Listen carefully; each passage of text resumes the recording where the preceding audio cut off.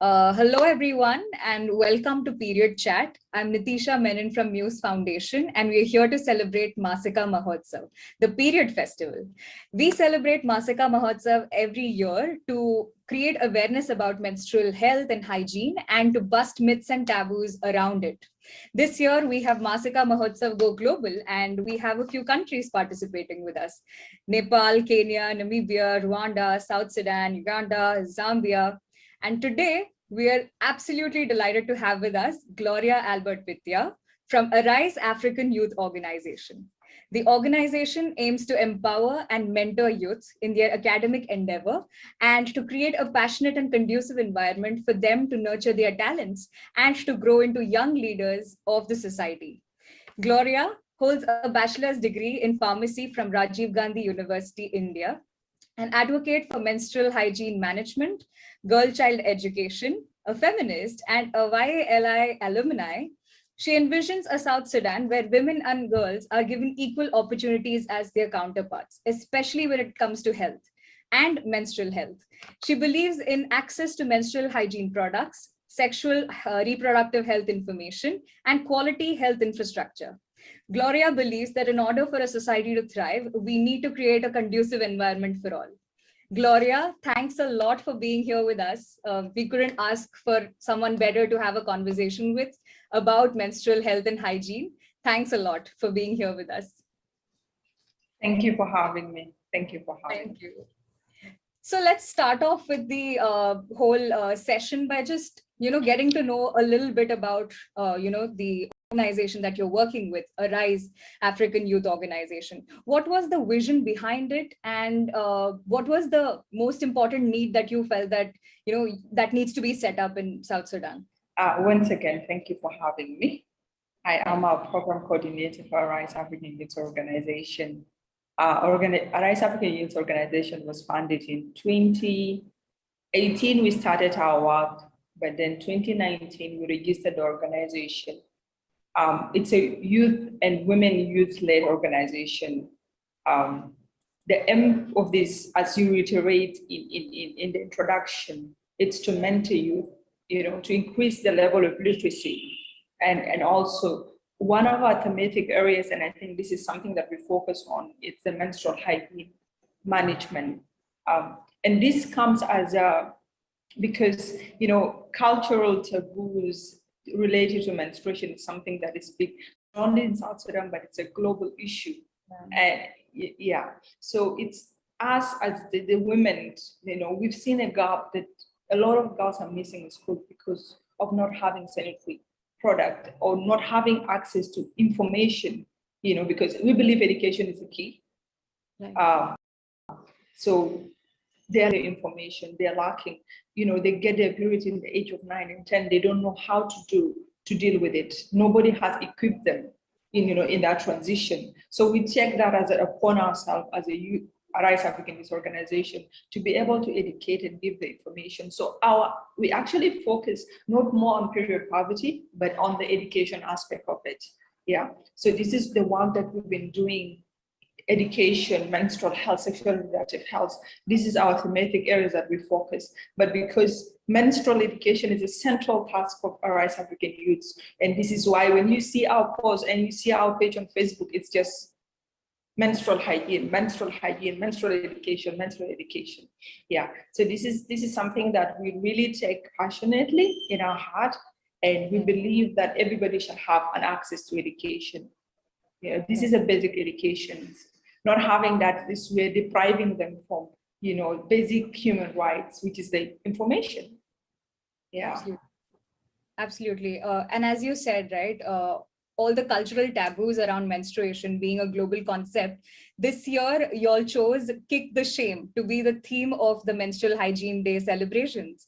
How is Arise evolved and involved in eradicating period shame? And what do you think can men and boys do in the same cause, for the same cause? Okay, yes, this year we are kicking the shame. I actually like the kicking the shame aspect of it, because when I was first approached by men, when Period Festival is like, you should have your own theme, that fits in your context.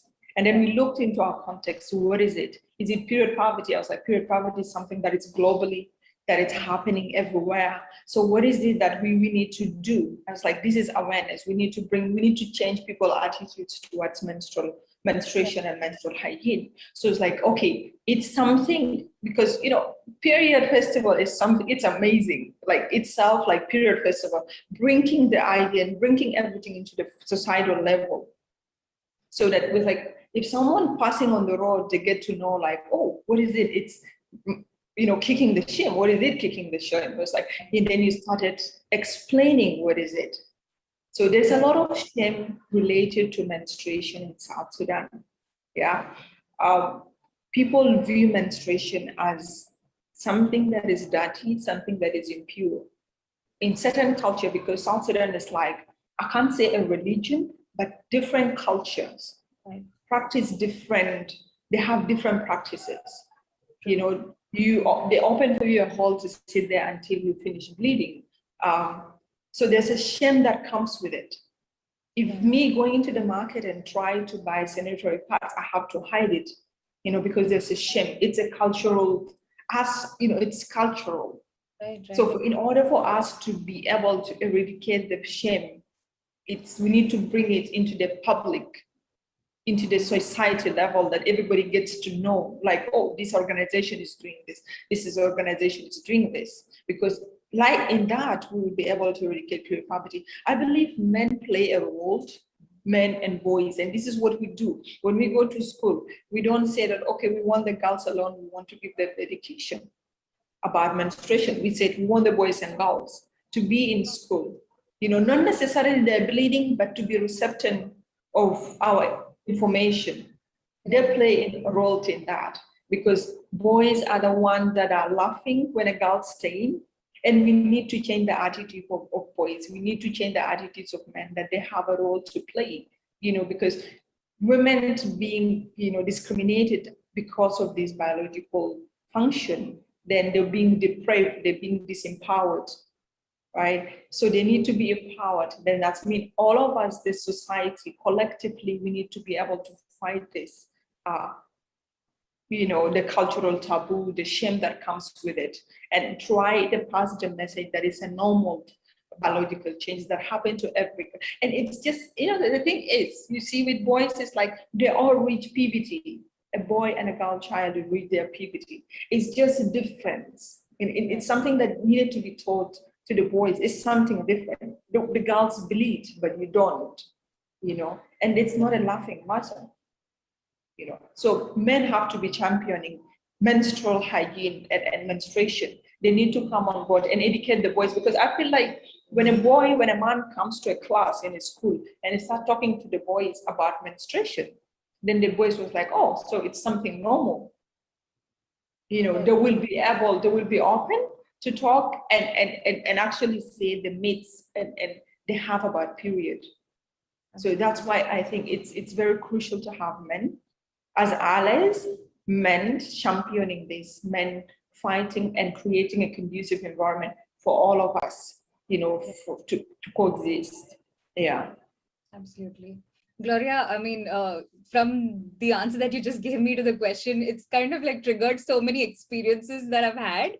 Same experiences, I'm not even kidding, geographically different places, but we have had the same experience, especially when we hit our menarche, when we go to buy sanitary napkins at stores, or, even I remembered one case where I had a stained skirt at school and it was an uncomfortable day for me, But yeah, you're absolutely right about it just being a normal thing, right? I mean, it's such a normal thing. I know, it is a normal, and I get this a lot of the time that, oh, why are you talking about menstruation?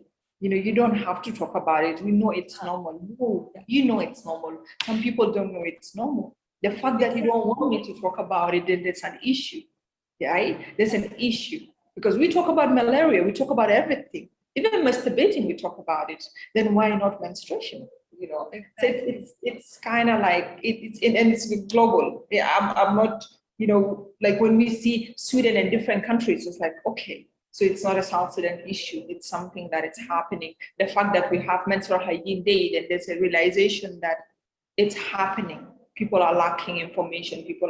Women are suffering, in regards to this. Yeah. Absolutely.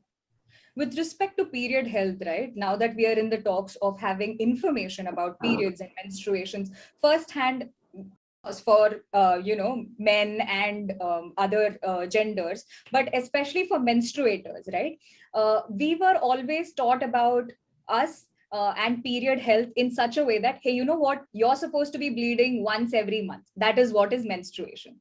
But now the conversation about menstruation and period health has gone beyond just bleeding once a month, and it has included talks about more issues related to menstruation, like amenorrhea or dysmenorrhea, PCOS, cancer, endometriosis. How has Arise involved in having such an inclusive talk about period health? Yeah, this is so true.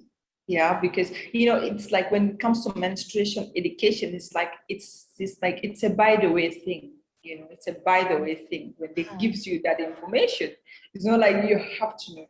And I think this is something that we realize, that people take it so light. People miss their period for like days, for months, and they just be there as if there's nothing, right?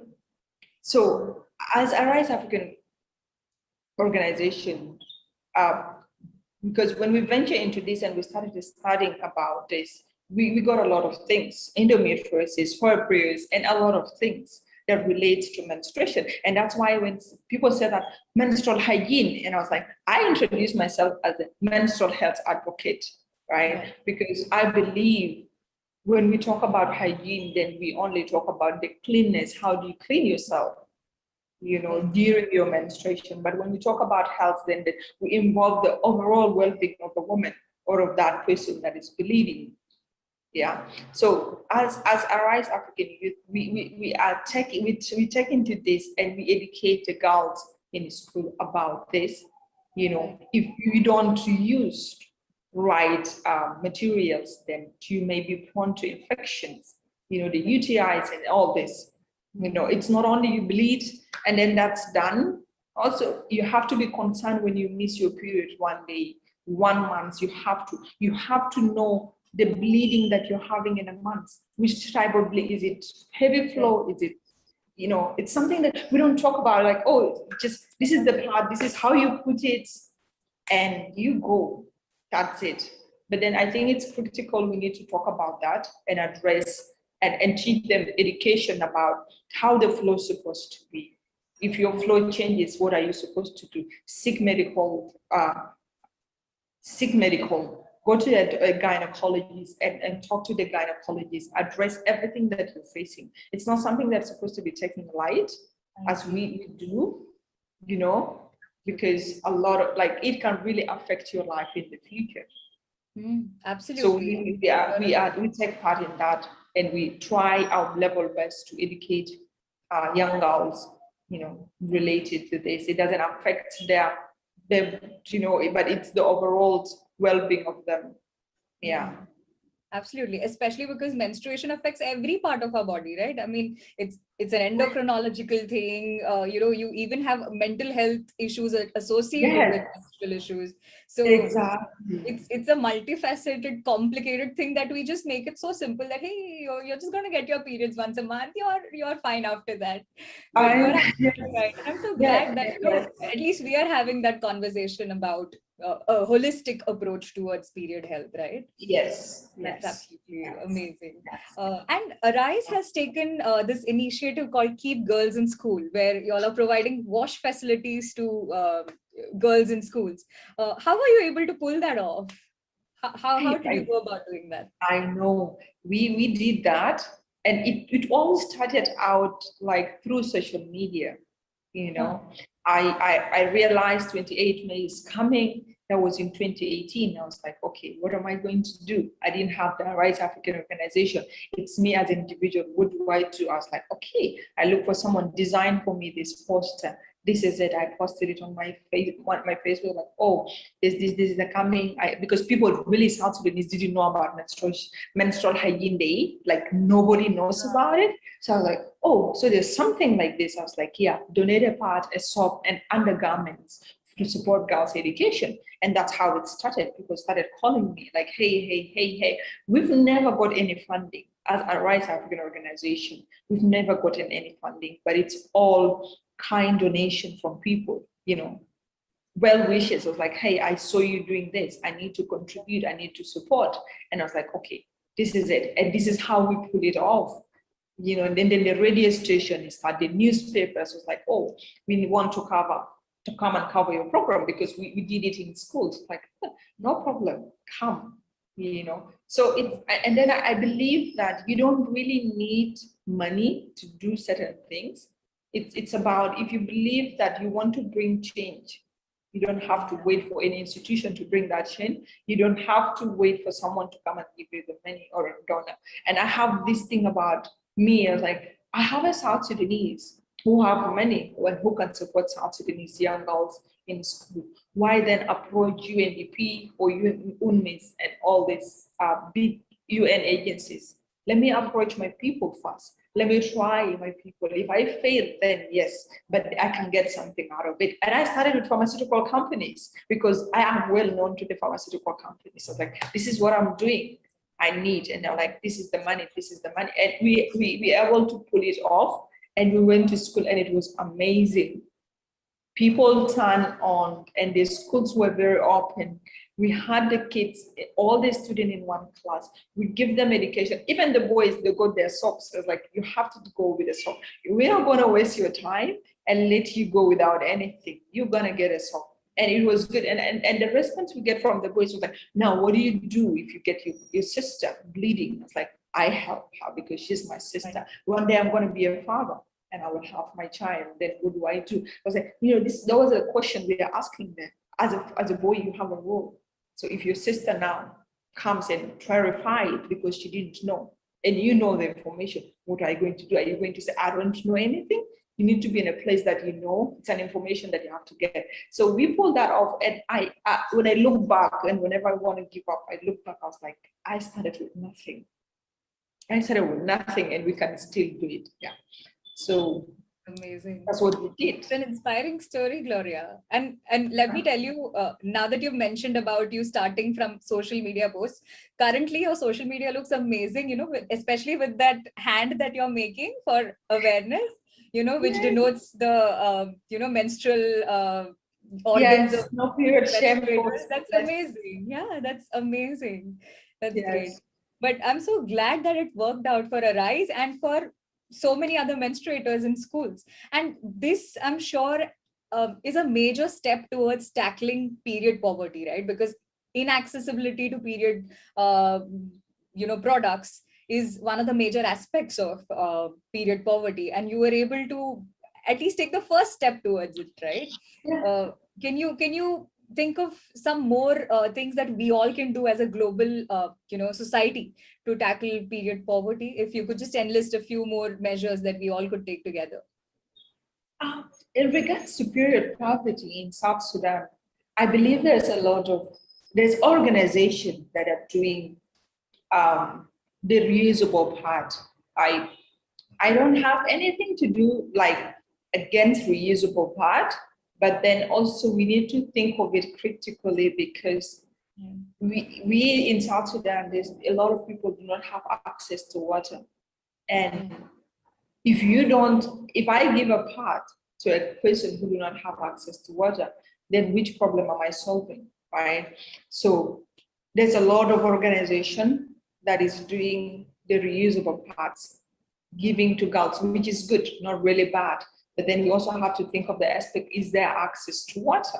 Is there access to soap? Do they have those wash facilities to be able to take care of this? Because otherwise it will be prone to infections, UTIs and and all the infections. So as an organization, when we go out and say we need a pads, we make sure that we let you know that we need disposable pads. Right. And we need a specific part. So it's like, I need, but I'm going to tell you I need something specific. I need this brand, because there's some brands that I see, because I check part and I try use it and I study it. And there's a lot of part do not have a good quality. You get rashes, you get this, you get this. And I tell them specific, this is what we want. And people are like, but you're helping people. Why do you give? I was like, no, I'm helping, but I don't want to be adding into their problem, Right. you know. So there's a lot of organization in the ground that is doing this, supporting and producing reusable parts. But then I don't know if there's enough studies that is done in regards to the wash aspect and access to water. Yeah. All right. And do you think is the South Sudanese government involved with menstrual hygiene and health programs? And is ARISE associated with them or collaborating with them in any of those programs? Government, okay, in regards to the government, I think my government, we're still a new country. They have no clue what menstrual hygiene and menstruation is. But then as ARISE African Youth, last year, we launched a campaign called Parts for Her. So Parts for Her, because we came up with the Parts for Her because when we went to the IDPs. The IDPs is the internal displaced people, you know, we are in post-conflict, you know, South Sudan is a post-conflict country. So these people scattered all over the place, left their, you know, the district, the state, and they're in Juba, in the capital city. They do not have access to many things. And I remember we went to them and we gave them disposable parts. They didn't know what disposable part is. So they literally asked for reusable parts. They're like, we want reusable part, the one that we can wash. Like, okay, do you have access to water? They were like, yes, we have access to water. And this is how we give reusable parts. If you ask for it, we give it to you. So as the government, we launched this. As government, we went to the office of the vice president last year, November, during the 16 days of activism. We launched this campaign, it's called Parts for Her. So Parts for Her was to open a center for production of reusable parts, right? And also at the same time, creating jobs for the vulnerable or the marginalized or the people who are not working.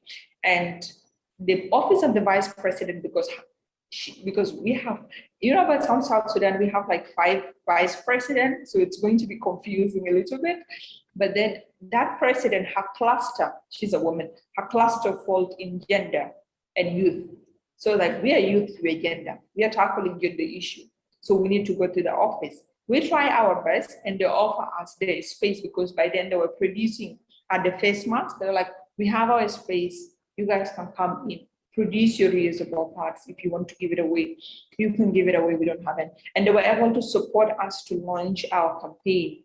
So at the moment, right now, with this Kick the Shame, we are trying to venture the Ministry of Culture, because we like, she has a role to play. We are fighting the cultural shame that comes with period. So we got a touch of her. And hopefully we'll be going to her office. But then we need policies in place. And when I mean policies, not only policies, but implementation of policies. Because policies can be there, but is it going to be implemented? You know, that's the big question. And someone asked me about policies, like, yes, we can design policies, everything, but we need implementation. We need the Minister of Education, Minister of Health, Minister of Culture, Minister of Gender, all of them to work together, you know, to be able to ensure that women and girls have a safe space, water, access to information, access to water and everything, infrastructure, like overall infrastructure of the schools, of the education, it has to be done. So we are really trying to with Minister of Culture, hopefully with Minister of Education, yeah, and we really need the menstrual education to be incorporated to the curriculum, because the education has to pass on early as we can, you know, and it doesn't have to be a by the way thing. It's like, hey, menstrual education, like we give you the whole information, details and everything so that you know. It's like, oh, there's this time your period comes and we finish. No, it has to, with focus, with everything that we can, to make sure that they understand that, at some point or age they will have this. Yeah. Right, absolutely. So in one of your articles in My Period is Awesome, I read about how you were telling us that at the point that a woman or a girl attains menarche, the whole family begins to start searching for a groom for her, right? So, and the whole idea behind the purpose of a woman's life is to menstruate, to get married, and to have babies, right? And let me tell you, this culture is so prevalent in India, and I'm sure now in Sudan, after I read your article, same. We are the same when it comes to that. What can we do, like you rightly said, right? Including the Ministry of Health and Culture and all other connected ministries, to actually start the conversation very early during the school days would probably help in letting go of such an attitude that we have about women, right? But what do you think? How do we even get away with this whole idea that that is the whole and sole purpose of a woman's life? I know. It's like a big idea, and you don't know how to start, because now this is the society that you're dealing with. There's an issue of inequality, because this is happening, maybe not in the capital city, but in the villages. Once a girl gets the period, they're off to marriage. It's like something is like, oh, she's ready, but then her body is not ready. She got her menstrual, but her body is not ready to host, a human being inside them. So it's an issue of child marriage, GBV, because this is like GBV, gender-based violence against girls. And it's a big thing. It's a big thing. Even me, I'm like, okay, this is big. How are we going to do it? But then I think we need to start. Because when you look at the big thing, you get scared. But you just have to start slowly and small, just a baby step until you reach there. And we're going to start with the Minister of Culture. Right. Because in our constitution, every girl, a girl who is under the age of 18, this is a child, 19, this is a child, right? So if we are tackling the issue, because when we think of child marriage, we don't think that menstruation actually that leads to child marriage in our community. It does. People just keep fighting, and I keep saying this: you cannot keep fighting for child marriage. We should have this in place. What is the reason? There's financial constraint that it's related to it. Because South Sudan is like, you don't have money. A girl, you are an asset in South Sudan. If you're a girl, you're an asset to the family. They get a lot of cows. We get a lot of things from the groom family. So it's easy to let you go. When the issue of menstruation comes, people think like, oh, this is not a matter of concern. And I see that a lot with a lot of activists. They think that this is not a matter of concern because, we're tackling the big issue, which is the child marriage. But menstruation actually can really, leads to child marriage. And this is the issue. They don't just come because when they see your period is when they think you're ready to have a child, and they're ready to give you out. So as a Rise African, I think we need to come with a strategic plan, to have a strategic plan. So who are we going to approach? How can we actually eradicate this cultural taboo or the thinking of that the girl is ready? So it's like Minister of Education, Minister of Health, and Minister of Culture need to be involved. They need to be stakeholders into this, and we need to hold them accountable for whatever they're going to say, because those people, they say it's one thing, but there's no accountability of anything. It's like it's just done. Yeah. So we are planning to come with a strategic plan of how to go about this. Yeah. Right. And even biologically, right? This whole idea of a woman being ready for marriage and for childbirth. I think if I've read it correctly somewhere, it really takes 8 years from the time you get your first periods to actually figure out what your whole biological cycle is, what is the normal for you. And then Yeah. the psychological aspect of a woman being ready for marriage, right? I mean, that is not considered absolutely I when know. it comes to talks about this. But I yeah, know. I'm sure there's a bright road ahead of us with respect to There even is, these there is, aspects. there is. Yes. Absolutely. Gloria, how has the pandemic affected your efforts in menstrual health and hygiene awareness? Have you found The, that? the pandemic really, I think, in the scales of 10, I can say 8 or actually 9, because and this is what I did during the pandemic in the early last year. Right, It's like we go to school, we talk to the girls, and the only because the conversation is not something that you have at home with your family. right, right. Your mother doesn't talk to you about menstruation. So Mm. the only place they get the information is in school, and now schools are closed. And I was thinking like, oh, now how are they managing the period? Where are they getting their parts and everything? And then I started this initiative on Facebook, that period don't stop for pandemic.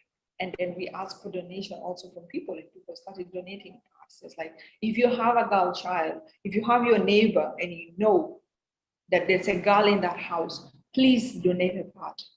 Because we don't think in time of crisis like this, we don't think parts as an essential item. We deliver food, we deliver water, we deliver everything, but we forget about parts. You know, Right. and it's very essential in such a time as that. So it affects a lot of girls because now they are left behind. Nobody's talking to them. Someone who's getting their period for the very first time, they don't know who to go to. They're just stuck in one place. And there's a lot of rate of pregnancy that happen in South Sudan. I can say it cannot be the same thing, but it's the same thing. It leads to that because now we have these people, not auto guys. In India, it can be auto, but we have those people who write, what do you call it? A motorcycle. It's Uh-huh. like kind of a business. Those are young boys, yeah, in the age of 18, 19, 20. And Right. these girls get into relationship with these people. Mm-hmm. And this is the only person gets for them the reusable parts, or the parts, the sanitary part, let me say sanitary parts, get for them the sanitary parts. And then during all this time of pandemic, the rate of pregnancy in South Sudan has increased to it went higher. And I can say that this, like not having access to sanitary pads, contributed to that, because now it's the guy that you're talking to, whoever that is, it's a boyfriend or it's a friend. It's the only person that you can express, like, hey, I am lacking this, I don't have this, and then that person get it for you. And then as in a favor, let me say as in a favor, because if they ask something from you, you won't say no, because they got you something, they've done something for you, so you have to give something in return. So there's a lot of high rate of pregnancy in South Sudan during the pandemic. And I think that's because of, of there's no education, schools are closed, they're not having sanitary pads, and the only place they can get sanitary pads is from them. So yeah, it really affects, the pandemic really affects. But now these schools are open, like they reopened, I think last month. Um, we haven't yet gone to school, but we're excited to go to school back and give them the parts that the way forward after our menstruation festival, or after the 30th.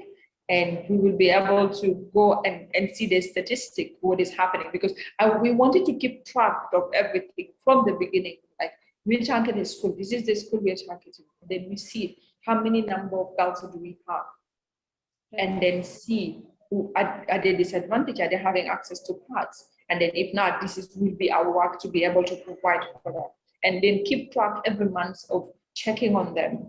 If in case of anything happen and they miss the school, we have to know that, oh, they missed the school because of that. Or if there's any pregnancy, we want you to know and keep track of everything. Yeah. So that we will, at the end of the program, we will be able to scale our impact. What have we done? Did we change anything? Right. Yeah. That's absolutely true. And I'm sure Muse Foundation will also be a ally to all of this initiatives that Arise is taking. We'll probably be ending the session soon. So before you go, would you like to give us a few words? Oh, okay. I will say this. This is our collective menstrual health and menstrual hygiene. It's a collective responsibility for all of us, regardless of gender, regardless of religion, and we need to do together and put our hands together, to bring sustainable solution to this, because women and girls are really suffering, not only in Africa, but the whole world.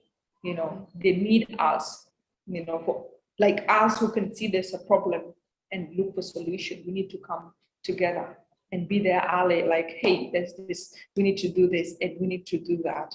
And we don't need to wait for an institution. We don't need to wait for a big organization or anything to support us. And I remember something Mother Teresa said, that I alone cannot change the world, right?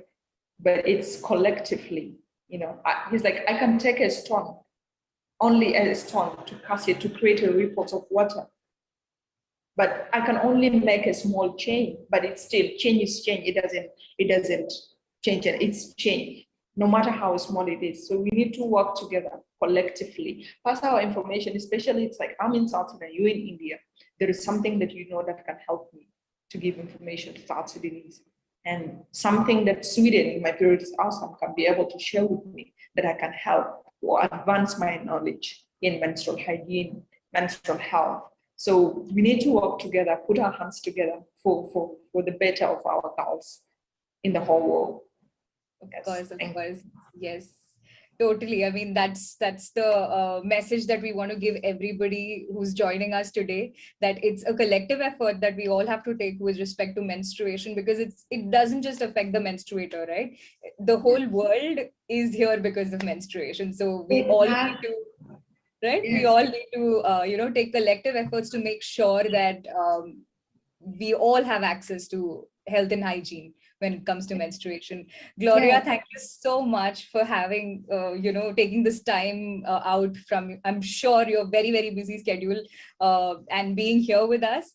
And thanks a lot for everyone who's going to be joining us.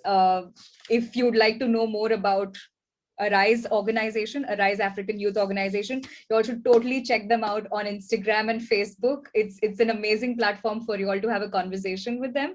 And also follow Maasika, Mahotsav, Muse Foundation, A Period of Sharing, all of us on Instagram, and stay in touch. Do get in touch with us to know how you all can contribute more towards sustainable menstruation, menstrual awareness, and allied topics.